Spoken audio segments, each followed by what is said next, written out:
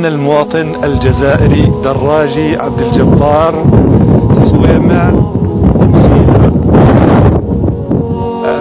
جزائري مقيم في قطاع غزة فلسطين رفح. أنا الآن أحدثكم من فوق ركام منزلي، من فوق ركام منزلي التي تم استهداف جيراني فبالتالي تم استهدافنا معهم. كان منا المصاب فقط واحد وهو ولد الأوسط، والحمد لله رب العالمين. نحن الآن خرجنا من منزلنا في سنة 2014 حيث تم استهداف المنزل نفسه، ولكن كان الأول استهداف مباشر،